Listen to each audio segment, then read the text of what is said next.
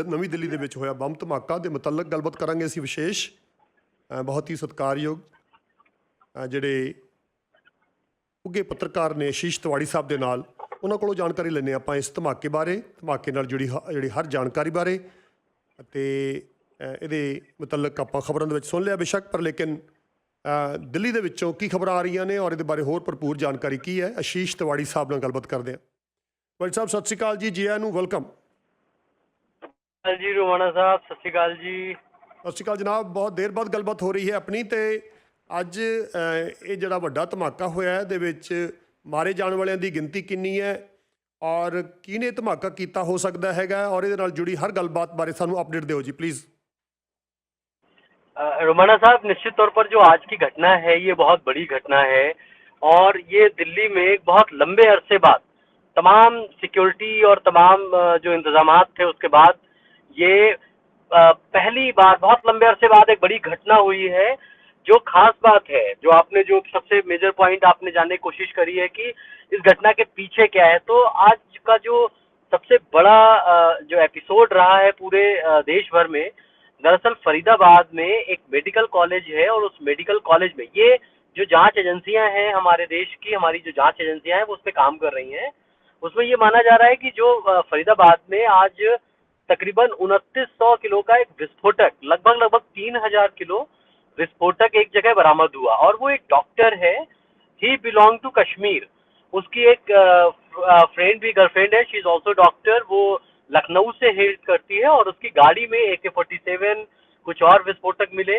सुबह जब ये विस्फोटक मिलते हैं, जम्मू कश्मीर पुलिस की कार्रवाई है। जम्मू कश्मीर पुलिस ये करीब 12-15 दिनों से इनपुट के आधार पर कुछ चीजों पे काम कर रही थी, जिसमें हमारे हरियाणा की पुलिस और हमारे हरियाणा की एजेंसीज लगातार उसमें लगी हुई थी, सेंट्रल एजेंसीज भी लगी थी।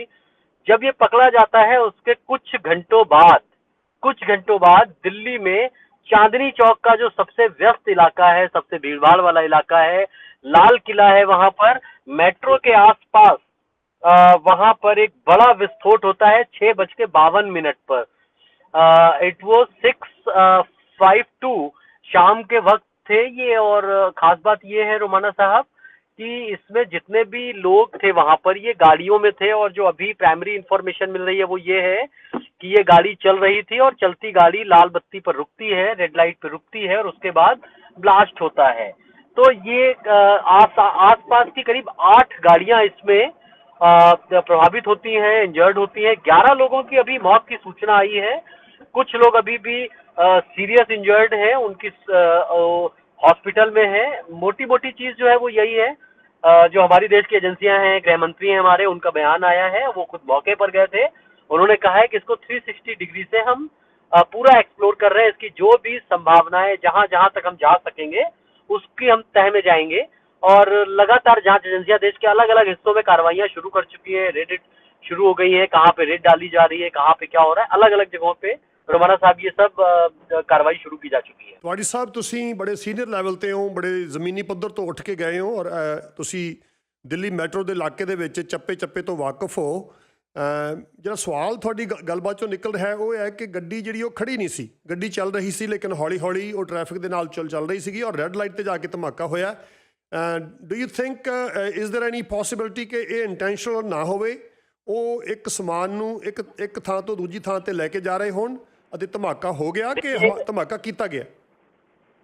देखिए, अभी जो चीजें निकल के सामने आ रही हैं उसमें एजेंसीज जो हैं, इन्वेस्टिगेटिव एजेंसीज जो है वो एक दूसरे से कड़ियां जोड़ी जा रही हैं। अभी ये कहना कुछ भी जल्दबाजी होगा, बहुत इम्पॉसिबल है अभी ये कह पाना कि ये खुद धमाका हुआ या वास्तव में धमाका हुआ। क्योंकि एक फैक्ट ये भी आ रहा है, गाड़ी में 3 लोग और गाड़ी में धमाका हुआ है, प्रत्यक्षदर्शी और जो आसपास के अब सीसीटीवी कैमरे हैं उसको खंगाला जा रहा है, लेकिन ये कहा जा रहा है 3 लोग और थे। तो ये भी जो आप संभावनाएं जता रहे हैं ये भी हो सकता है, यह भी हो सकता है कि उसके अंदर विस्फोटक रखा गया हो। बहुत सारी चीजें हैं, लेकिन जिस तरीके का धमाका हुआ उसकी आवाज दिल्ली में जो ये प्लेस था बिल्कुल लाल किले के सामने चांदनी चौक में, जो ये रेलवे मेट्रो स्टेशन है उसके एक सर्टेन गेट पे होता है, इसकी आवाज, इसके धमाके की आवाज ITO तक जाती है जो वहां से तकरीबन 2.5 किलोमीटर दूर है। तो ये कहना कि खुद धमाका हुआ, इट्स आई थिंक ये डाइजेस्ट होने वाली बात नहीं है। निश्चित तौर पर जब इस तरीके के विस्फोटक इस्तेमाल होते हैं और जब धमाके reason I ask you this question ਕਿ ਨਾਰਮਲੀ ਕੀ ਹੁੰਦਾ ਹੈਗਾ ਜਦੋਂ ਸੁਸਾਈਡ ਬੰਬਿੰਗ ਦਾ ਕੋਈ ਇਵੈਂਟ ਹੋਵੇ ਤਾਂ ਬੰਦਾ ਇੱਕੋ ਹੀ ਹੁੰਦਾ ਹੈ ਔਰ ਗੱਡੀ ਖੜੀ ਹੁੰਦੀ ਹੈ ਔਰ ਉਸ ਥਾਂ ਤੇ ਖੜਾ ਕੇ ਰੱਖੀ ਜਾਂਦੀ ਹੈ ਜਿੱਥੇ ਕਿ ਮੈਕਸਿਮਮ ਬੰਦਿਆਂ ਨੂੰ ਮਾਰਿਆ ਜਾ ਸਕੇ ਪ੍ਰਭਾਵਿਤ ਕੀਤਾ ਜਾ ਸਕੇ but in this case like you just mention that there could be possible 3-4 people in the car so 4 ਬੰਦੇ ਇਕੱਠੇ ਸੁਸਾਈਡ ਨਹੀਂ ਕਰਦੇ देखिए 4 बंदे हैं, इस बात की भी पुष्टि अभी ऑफिशियली नहीं हुई है, लेकिन एक बात जरूर ध्यान रखने वाली है, जिस इलाके में विस्फोट हुआ है ये रुमाना साहब, उसमें आप चाहे खड़ी कार में करें या चलती कार में करें, ये आपको पैदल चलते हुए भी ब्रीदिंग स्पेस नहीं मिलता है। ये बहुत हाईली क्राउडेड एरिया है, मतलब दिल्ली के सबसे ज्यादा क्राउड वाले इलाकों में ये माना जाता है। इससे ज्यादा क्राउड दिल्ली के जो गिने चुने चुनिंदा प्लेस है जहाँ पे सबसे ज्यादा क्राउड होती है, ये वो एरिया है। चांदनी चौक का इलाका है, लाल किले के सामने का इलाका है, पुरानी दिल्ली का इलाका है, सकरी गलियां हैं। और खास बात ये है कि मेट्रो के आसपास हुआ है। दिल्ली में अमूमन मेट्रो के समय आप जब जाते हैं मेट्रो लेने तो आपको लंबा वक्त लगता है अपनी अपनी ट्रेन में सीट मिलने के लिए, तो निश्चित तौर पर बहुत भीषण जाम है। अगर इसमें भीषण ट्रैफिक होता है, अगर इसमें कोई जानबूझकर चलती हुई ट्रेन में भी अगर ये बॉम्बिंग करता है, अगर ये अपना फिदायीन दस्ता एक तरीके से जिसकी हम चर्चा कर रहे हैं या इनडायरेक्ट में बात कर रहे हैं, तो निश्चित तौर पर ये किया जा सकता है, इसमें कहीं पर से कोई संदेह नहीं है। फिलहाल अभी जो जांच एजेंसियां हैं वो इसको अभी चूंकि ऑफिशियली कुछ बयान आया नहीं है, सिर्फ यही कहा जा रहा है कि हम इसको चेक करेंगे, बताएंगे, लेकिन इसको आतंकी गतिविधि से जोड़ करके देखा जा रहा है। यही वजह है कि देश के अलग अलग हिस्सों में लगातार इस पर दबिश दी जा रही है। बहुत सारे हिस्सों में जो हमारी एजेंसीज हैं उन लोगों ने काम करना शुरू कर दिया। रोमाना साहब ਇੱਕ ਵਾਰ ਫੇਰ ਥੋੜਾ ਜਿਹਾ ਦੁਬਾਰਾ ਚਾਨਣਾ ਪਾਇਓ ਕਿ ਜਿਹੜਾ ਫਰੀਦਾਬਾਦ ਦਾ ਮੈਡੀਕਲ ਡਾਕਟਰ ਹੈ ਕੋਈ ਉਹਦੀ ਗ੍ਰਿਫਤਾਰੀ ਤੇ ਉਹਦੇ ਕੋਲੋਂ ਜਾਂ ਉਹਦੀ ਗਰਲਫ੍ਰੈਂਡ ਕੋਲੋਂ ਜਿਹੜੀਆਂ AK-47 ਫੜੀਆਂ ਗਈਆਂ ਨੇ ਔਰ ਉਹਦੇ ਕੋਲੋਂ 2900 किलोग्राम ऑफ विस्फोटक सामग्री का जो जिक्र कर रहे हो आप, तो उस बारे थोड़ा जिहा होर दसो सानू कि डॉक्टर दी कदों पड़ताल हो रही सी और कदों दी गिरफ्तारी हुई ते with in few hours that happen. हाँ बिल्कुल रुमाना साहब, देखिए क्या हुआ कि जम्मू कश्मीर पुलिस को एक इनपुट मिलता है कुछ वक्त पहले। माना जा रहा है कि 2 हफ्ते पहले एक इनपुट मिलता है कि एक कश्मीर के रहने वाले एक हैं जो डॉक्टर है और वो फरीदाबाद की एक मेडिकल यूनिवर्सिटी है, मेडिकल कॉलेज है, वहाँ पढ़ाता है और वो एक और डॉक्टर के साथ, जो लड़की है उसकी गर्लफ्रेंड है उसके साथ वहाँ पे है। उसमें जो जम्मू कश्मीर पुलिस को इनपुट मिलता है उसके आतंकी कनेक्शन मिलते हैं और ये माना जाता है कि वो कहीं बड़ी वारदात करने के लिए तैयारी कर रहा है। 15 दिनों से उसको फॉलो किया जा रहा है, 15 दिनों से उस ऑपरेशन को जो आज किया गया है, जो वहां पे डिटेक्ट किया गया, जिसको न्यूट्रलाइज किया गया, या एक बड़ी बरामदगी हुई है।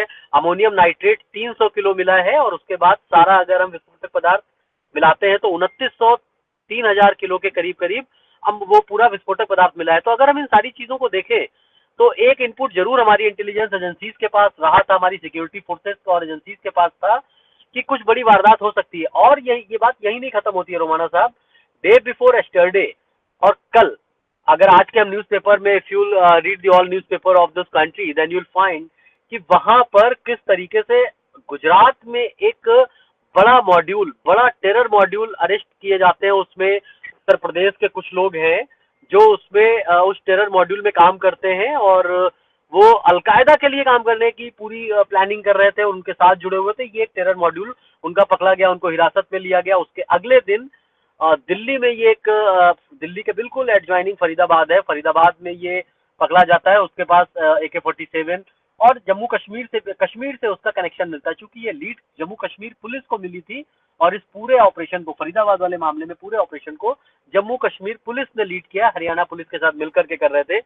तो जो घटनाएं बीते 48 घंटे के भीतर हमारे देश में हुई हैं वो बिल्कुल स्पष्ट करती हैं कि ये कहीं न कहीं पर कोई न कोई बड़ा आतंकी कनेक्शन है, बड़ी आतंकी घटना है। और अगर ये बात सच है तो निश्चित तौर पर ये एक और खास बात मैं आपको रोमाना साहब बताता हूँ, अगर ये आतंकी घटना है तो जिस तरीके का विस्फोटक 3000 किलो का विस्फोटक जो मिलता है वो सिलसिलेवार तरीके से अगर ब्लास्ट किया जाता या वो करते तो कितनी बड़ी तबाही मचती।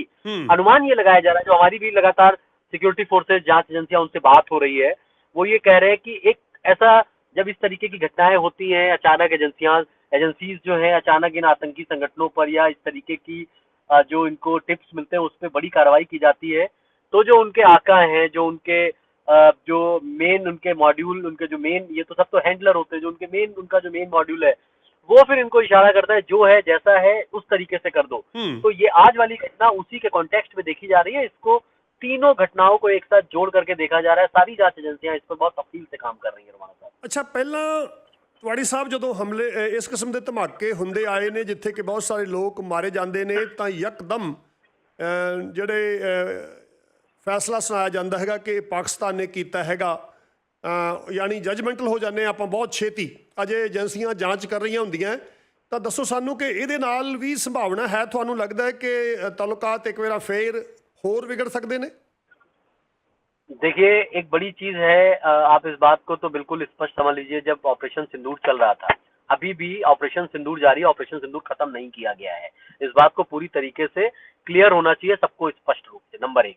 नंबर दो, जब ऑपरेशन सिंदूर चल रहा था तो ये बात बिल्कुल साफ तौर पे कही गई थी, अगर कोई ऐसा टेरर मॉड्यूल या कोई ऐसी चीज सामने आती है या कोई ऐसी घटनाएं होती हैं और उसमें अगर पाकिस्तान का लिंक आता है तो निश्चित तौर पर बड़ी कार्रवाई की जाएगी। और इस बात के लिए लोग बिल्कुल आश्वस्त हैं। अगर इसमें पाकिस्तान का कनेक्शन मिलता है, पाकिस्तान की चीजें मिलती हैं जैसा अभी लग रहा है, क्योंकि जो कश्मीर में जो रहने वाले डॉक्टर थे जो यहाँ फरीदाबाद में थे, उनके कनेक्शन उससे मिल रहे हैं, उनके कनेक्शन उससे कनेक्ट किए जा रहे हैं। तो ये अब चूंकि जांच एजेंसियां हैं, वो बिल्कुल पुख्ता करके ही अपनी बात बोलती हैं। कहने के लिए तो बहुत सारी चीजें सोशल मीडिया पे आपको मिलेंगी, लेकिन जो हमारी एजेंसीज हैं वो अपने पूरे पुख्ता सबूतों के साथ उसको लेकर के सामने आएंगी। और जो हम लोगों की अपनी जो इनपुट है, जो हमारे अपने इंटेलिजेंसी या जो हमारे सिक्योरिटी फोर्सेस के जो एजेंसीज के लोग हैं, वो बिल्कुल इस बात को कहीं पर भी सिरे से खारिज नहीं कर रहे हैं कि इसमें पाकिस्तान का हाथ नहीं हो सकता है। ये बिल्कुल माना जा रहा है कि जिस तरीके से 2 दिनों की घटनाएं हैं उसको अगर आपसे जोड़ रहे हैं, और जो जुड़ भी रही है, वो निश्चित तौर पर उसमें एनिमी कंट्री का हाथ है। आशीष भाई, this is your first time on this new platform, I am so thankful. दोबारा फिर ਤੁਹਾਨੂੰ ਸੰਪਰਕ ਕਰਦੇ ਰਹਾਂਗੇ ਜੀ, ਬਹੁਤ ਸ਼ੁਕਰੀਆ। थैंक यू सो मच रमाना साहब, थैंक यू। ਸੋ ਇਹ ਸਨ ਜੀ ਆਸ਼ੀਸ਼ ਤਿਵਾੜੀ ਸਾਹਿਬ, ਦਿੱਲੀ ਤੋਂ ਸਾਡੇ ਨਾਲ ਗੱਲਬਾਤ ਕਰ ਰਹੇ ਸਨ।